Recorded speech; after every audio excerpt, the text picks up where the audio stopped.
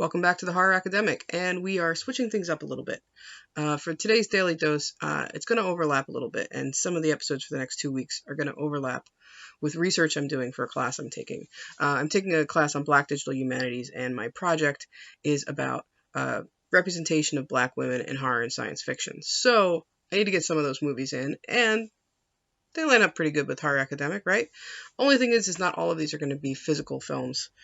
So the ones that are not physical media, because I don't have access right now with everything going on in the world to get physical media for these, I'm going to have to stream. So that's just what it is, and I need to get this research done. So you guys are going to come along with the ride for that too. So I'm starting off with the movie Sugar Hill from 1974.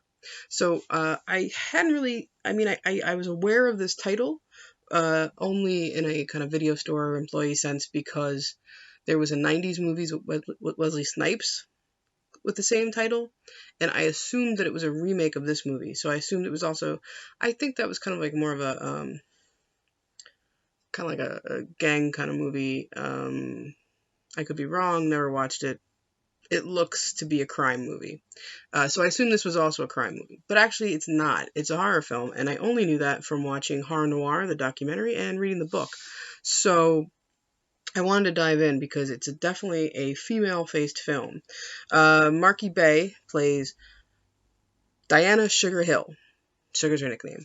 And her man, I'm not quite sure if they're married or not, so I'm going to leave it at that, is wrongfully killed. Basically, he owns a popular bar, nightclub kind of place, and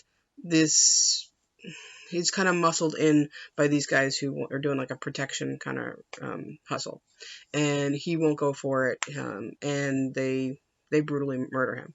So she takes it upon herself because she doesn't trust that the cops are going to do it right because how big these guys are in the crime scene. So she seeks help from a voodoo priestess, a very old woman in her neighborhood that she knows, or where she grew up, which is kind of right outside the city.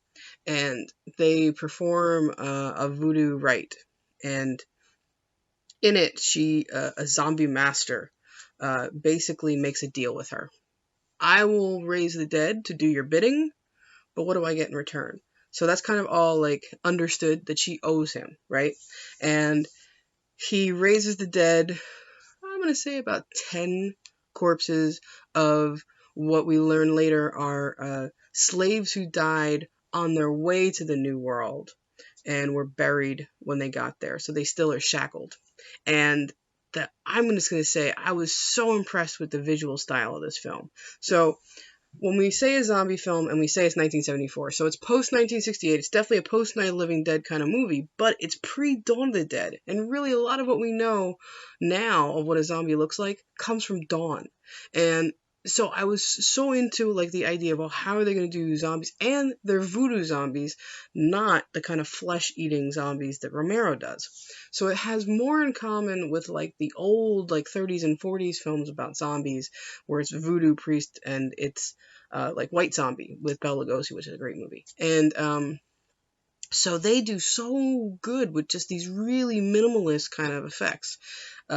It's obviously makeup, and it's but I mean like painted makeup, like stage makeup, and some cobwebs and some tattered clothes, and they have these kind of bugged out eyes that are silver, and it's just so cool looking, and it's like so original, and he gets the job done and so good. And the guy who plays the zombie master is very like New Orleans voodoo. So I mean, we got a guy with a top hat and a tattered suit who's Lord of the Dead, and he's got bones hanging from his ears, and his teeth are like they're like nasty grills, but he's kind of also debonair, and he's very kind of like involved.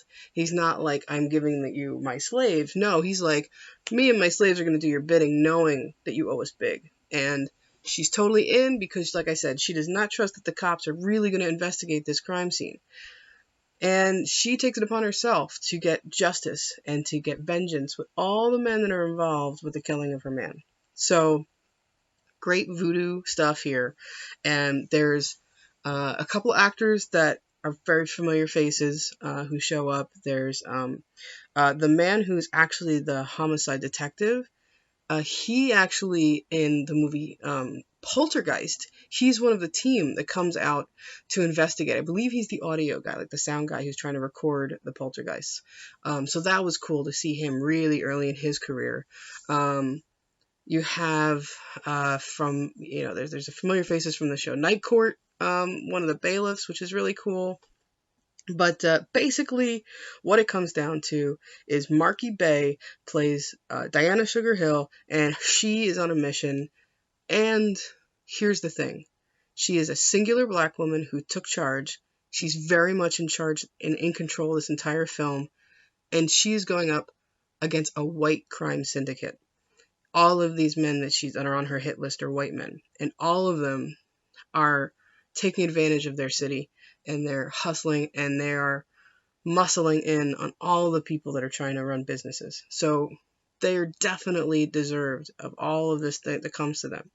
And I mean, it's just a really good, stylish film. I was really impressed with the production values. I mean, it gets lumped into the kind of blaxploitation period, but it doesn't have that look or feel. To me, it was a little bit grander, a little bit bigger. Like they had a little bit more budget. Looking through it, everybody involved seems to be more TV people. The director, which give me 1 second, I can tell you their name. The director, Paul Maslansky. This is the only film he directed. He actually is a producer, usually, and a guy who has a cameo in tons of movies, including most of the Police Academy movies. That's crazy. But yeah, everybody else, when you look through their catalog, is mostly like 1970s action and crime TV show of the week kind of persons. But everyone's pretty solid in this. I mean, there's a little bit of overacting. Like, you can tell that there's some new actors here, but it isn't that kind of everybody's fumbling and we're just going to use it anyway because we don't have time to do a second take. It's not that kind of quality of B movie. It's really well done. Well designed. The look of it is beautiful. The art department did such a great job. A lot of the centerpiece of the voodoo is there's this kind of outdoor slave grave that they have the initial summoning of the zombie master at that looks great. And then there's like a decrepit mansion that is her family's home that she meets the voodoo priestess at, and it has like a big showdown there happens at the end with the head of the crime lord. Morgan is his name, yes. So he's played by Robert Quay, I believe, who's he's got a pretty big resume. So all in all, really happy I finally watched this movie and gave it a chance. It is a great zombie film, but in a voodoo style. So, like I said, there's no flesh-eating zombies here. These are just mindless, dead bodies that are performing the acts of murder for people who are manipulating them. There's lots of voodoo dolls. There's, a coffin full of snakes. There's there's like ancient texts. There's like the one scene where they go to a professor. The homicide detective goes to a professor to learn more about voodoo. And, it's just this, I love those scenes in an old library with stacks of ancient books and the guys learning the history of voodoo in front of them. I thought that was pretty cool. But there's lots of great stuff. Like I said, like there's like voodoo dolls and, alchemy done with bones. And it was a really solid film, and I'm glad I saw it, and it's a good way to start off my research, and a good little addition for the horror academic. So if you have not seen Sugar Hill, I highly recommend for a female-fronted film about getting revenge. And it's I was able to see it by IMDb's free movie streaming online. One thing I will give you a little caution on: a lot of commercial breaks. But the film was still good, so I stuck with it even though there's commercials. So that's it for today, guys, and I'll be back tomorrow, and we'll see if I'm doing research or if I'm watching a movie for fun. See you then. Bye.